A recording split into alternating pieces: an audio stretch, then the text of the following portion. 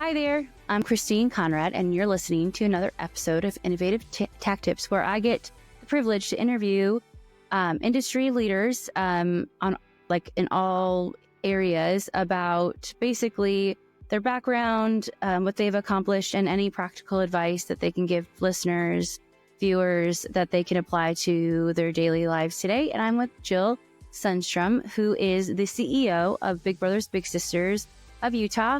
Thank you, Jill, for coming on and being on an episode. I'm excited because it's my first one in the new year, and I get the goosebumps. So I might get a lot of goosebumps during this episode because I appreciate what you guys do for the organization. So before I jump into all my questions, can you give a background to the listeners and viewers of what you do, and I guess what makes your heart sing about it?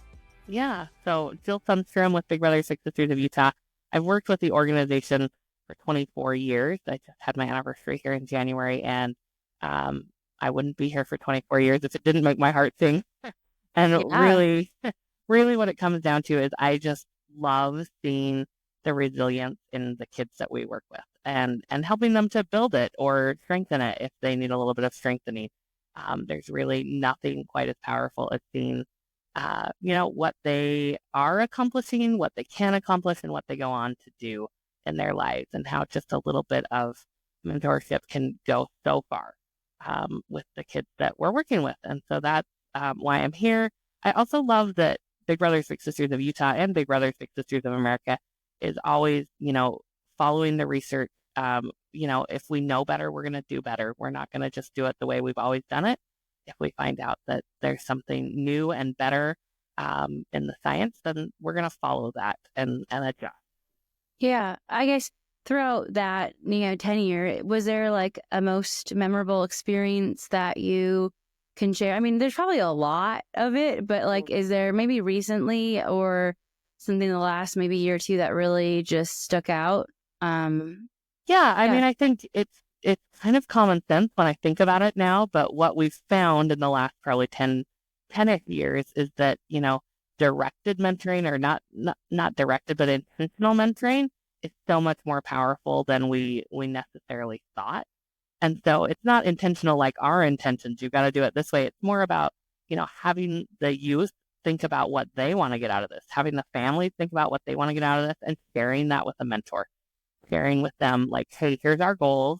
And it's powerful on both sides because it gives the mentor like direction. It's not this just like, hey, think of something else to go do. But it gives them a direction of like, okay, if that's what you want to accomplish in life, I can think of 6 other things that we can go like experience or try together that will help you see that coming forward. So, and I will say, like, to echo that, I love seeing that. I saw, so when I worked for the NFL, they have Crucial Catch where they like recognize an organization, and one of them, the Buffalo Bills, recognized Big Brothers Big Sisters of their area, and one of the Bills players was little and would always be invited his big to the game, right, when they did then when they represented that. But it was just like that just like made my heart sing, because it's like this is like more than just the time that you spend. Like it lasts a lifetime for everyone involved, and it was just great to see that story unveiled during when they had it during, I think they had it at halftime. But anyways, it's just like whenever I see those, I'm like, yes, more of that. It just keeps going, and the ripples are they're so wide. I talk about it all the time. Like, it's that kid, it's that family, but it's that kid's classroom. Like, if they're feeling better about themselves, that affects their classroom, it affects their school, it affects their neighborhood. So far and wide. Yeah. Just kind of like going back into, your tenure of giving your heart and soul, basically, right, to the organization. Has there ever been, and when I say failure, I don't look at failures like, I only think of failures like throwing in the towel, right, giving up. Is there been like a failure or parent failure that's been a favorite? I know that sounds like kind of an oxymoron, that has later turned into success for you? Yeah, I mean, I think one example is 10 years ago, I applied to be CEO, and I was not chosen. I had what I felt like was plenty of experience, but It was such a great opportunity for me to get 10 years of working with Nancy, our former CEO, who was already a mentor of mine, had been a professor of mine, and seeing like where we could go together and like having that partnership, and then having all that knowledge as I came into the role when she stepped out. I mean, I guess it remains to be seen if I apply it Yeah. all, but I Yeah. it was for me, not only professionally, but then personally, it ended up being just kind of perfect timing that it didn't happen for our family, because my girls came home during that time period, and it gave me time to really focus with them, um, Mhm. and learn more. So yeah, that's And probably I my feel favorite. like, well, you were the CEO, which I think is like, the one moving, getting things done, all that stuff. And I think with you knowing that side of things, you can really thrive in the CEO role because you know what's efficient, what's productive. You've been in the trenches per se of like making sure things get done. And so being able to have that kind of line of sight, I think, is huge when it comes to the bigs, littles, and just like just everyone involved. I think you have like a different lens on that. And I guess looking at that, right? What's like the best investment that you made during maybe like I don't want to say the waiting period, right? Yeah, Because like you could have made yeah. a game time decision and, went somewhere else. But like, what was there like it could be time, it could be money. Was there like an investment that you can remember that really helped you thrive and evolve throughout I guess, your career? Yeah, I mean, one thing that I did that I think was just um, helped me, I'm more of an introvert. That's kind of where I lean, is I really found ways to push myself to be more outwardly focused, but Mm-hmm. also to care for myself as an introvert. So I set some goals around like I'm gonna attend these types of conferences. I'm going to put myself out there.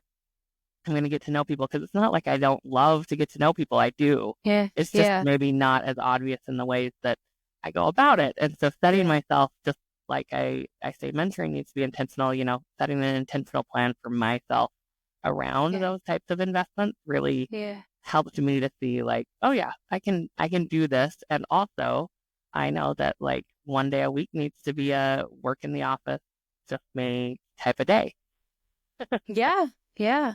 With that, like I consider myself kind of a bookworm. But there's a lot of books that I am learning from each episode that I've never heard of. And I guess, what book or books have really influenced your life? And is there a book that you've given most as a gift?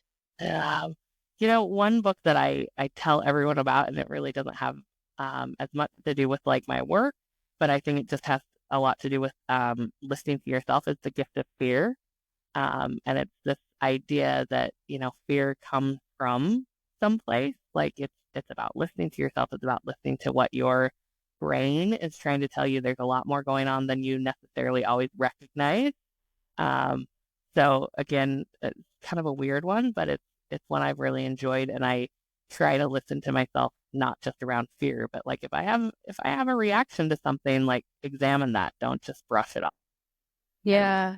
and Yeah. examine it for good Self-reflection is or bad. huge. Yeah. Yeah. Yeah. Is there one that you've given, I guess, most as a gift? Is there like, I know for me, Strength Finder 2.0 is one that I like to give because people have different strengths and weaknesses. And it's like working better as a team. I've learned more about myself about, okay, well, I'm an activator. So like, I can't be on a meeting. If it's a brainstorming meeting, great. But if it needs like an action Please item or go. something, right? Yeah. Yeah, it Yeah. needs to go, or like I need to like do something. So is there any book that you've given out Um, most? yeah, I mean, I think probably the one I have given out most is Crucial Conversations. I think that's kind of going back to that, like listening to yourself and the gift of fear. I think so often we get caught in this like, oh, I don't know how to have this conversation. And it's just about having it, not about like, Yeah. I mean, certainly there's best ways to have them, but mostly it's about having it and not letting it fester.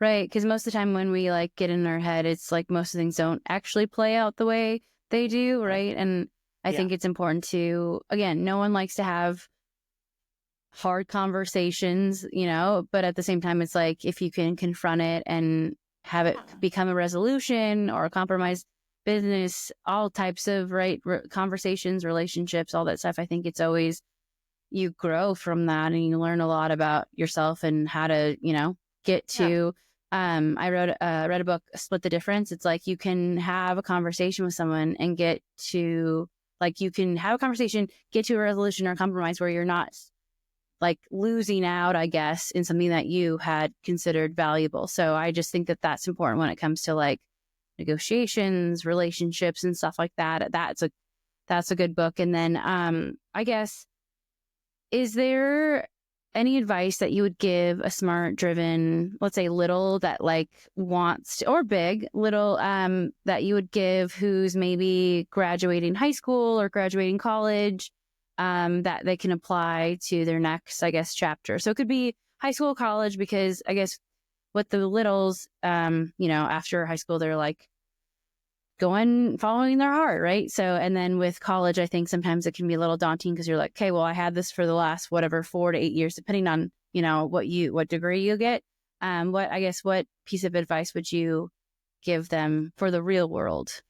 Yeah, I mean, I think this may sound just really theoretical, but just try new things. Try, I say this to my kids and to my little sister that I had, sign up for the club and show up, even if it's scary, like walk in the door.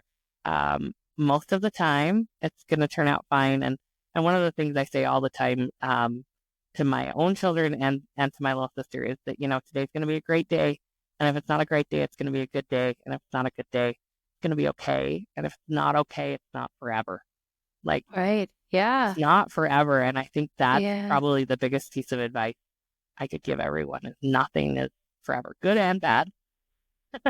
It's not forever. We can move forward and through, and you won't even know what comes next. Like you have no way of knowing how great that can be. And you can try again tomorrow. I think, it's like you can try again. I think for that, there's some days where you're like, oh my gosh, I feel like I mentally ran a marathon, but it's like, okay, tomorrow, we can do this. It's good. I like to ask this question. If you had a billboard that reached, billions of people around the world, it could be a phrase, it could be an emoji, it could be, a soundbite. What would you put on it? Be kind. I think so much. I mean, even as we were talking back about crucial conversations, you can have hard conversations and be kind, and you just don't know what the other person, the other side of that is going through. And so I think if you can always approach things from a kind doesn't mean you're not having hard conversations. Kind means you're recognizing humanity. Yeah, you're having empathy. Yeah, empathy, sympathy. Yeah, it's like, I think for me, it's like give them the benefit of the doubt, right? Like, sometimes people have hard days or their hard times, and yeah, like it might be out of whatever behavior, or if they say something that you're like, whoa, we're starting there. Okay, like that's an interesting way to start, but like let's have this conversation. Yeah, exactly. But it's like you can still be considerate, right? Considerate of like their time and what they're trying to communicate. And I think for me, it's like, don't take it at face value, right? Like understand where they're coming from. There might be a lot more context on why they're asking the question. And I think sometimes people are afraid to like dig a little deeper. I don't think that that's intrusive. I think if you have a genuine, obviously genuine delivery, and then just like your intentions are pure, I think amazing things can happen. So especially with strangers too, I think airport things, I think about that all the time because people are like, you need to get somewhere, or I was like thinking about like how many people are on this planet that I don't even know, that I'm like, you never know where they're coming from. You don't know where they're going. Anyways, it's just like nice to be considerate and aware of like, okay, where is this conversation going and how can I add value to either make it, improve it, or like resolve something that, they're dealing with on their end. So be kind. I think that's be kind is a good one. And then I guess what a couple more questions. Yeah. Is there like any quotes you live by, or like any I guess favorite authors, I guess for me, or like anyone that you can share, like anything that you can share? Because I think for me, it's I love to learn about history and what people like. Because when whatever you read, whatever you like, your everything you do, it becomes a part of you. And is there like any quote or like author that you live by that's that keeps you going? Because being a CEO is not the easiest job in the world. So Yeah. yeah. Uh, I love, I think there's sometimes a lot of criticism for this quote, and I don't know that I embrace it like Hmm. in wholeheartedly, but it's helped me along the way is the quote by Henry Ford around, whether you think you can or can't, you're right. And, just reminding yourself how much mindset is a part of what you're doing. And if you don't think you can make it through this thing or you don't think you can accomplish it, you probably can't. And not to say that you can make it through everything you imagine you can, but you can Yeah. find a way to make it work for you or learn from it or something like that. So I love that. And then I've really, I love Brene Brown and all that she talks about. But I think one of the things I've learned the most from our work and her work is that it's really hard to hate up close. And I see mentors learn every day so much about themselves when they get to know their mentors and Yes. the experiences that they have. And so um, I have never done a survey or chatted with bigs that haven't said they learned more than they probably taught their little or their mentees. And I think that's so true because these kids, they can show you, they come to this with genuine, excitement Hmm. and also Yeah. sometimes maybe not excitement, but just they're going to be genuine. Even if they're not excited, they're going to tell you, Yeah. hey, I'm not sure about this. Let's, Yeah. you know, Transparency. They have good. Yeah, yeah, they're good with that. I think being a mentor is fun, but I think I learn a lot from my mentee. I think those go hand in hand. Like, yes, you can learn as a young, growing up as a young individual, but I also think when we get, older, sometimes we have kind of tunnel vision sometimes, and we forget certain things that we learned in the past. And I think it's great to be able to share back and forth wisdom. And I think like you don't have to be 60 years old to have wisdom. I think that you can have wisdom at any age, and you can always learn something from someone else. And I think for me, it's like being a big, I've definitely learned a lot about littles of what they're going through, and like what they want to do, what they want to be when they grow up, right? It's like inspiring. I'm inspired about their charisma and stuff. Last question. It's kind of two-part. Is there anything you're doing like behind the scenes that you can share? And then if people want to learn more about what, Big Brothers Big Sisters of Utah is doing, where can they get in touch and connect? And or if they have questions about like, you know, your background, where can they learn more? okay. So I think we just launched our strategic plan for the next 5 years. So a couple of things that we're doing kind of behind the scenes are, uh, you know, more communities. There's some of the communities that we've been serving for a long time that we're not serving as many kids as we'd hope to be. So trying to look to expand, our work in Weber and Utah counties. Um, we've always served kids there, but we could be serving a lot more. So that's Hmm. definitely one of the things we're working on. And then kind of again, like I said, following the research, if we're exploring some different ways we might be able to bring mentoring. 10 years ago, we brought about Mentor 2.0, where you are mentoring yourself, not yourself, but your mentee is that, Yeah. and finding more ways that we can serve kids, whether that be across the Wasatch Front or in more rural communities. So you can find out more about what we're doing at bbbsu.org. Find our strategic plan and all the information there.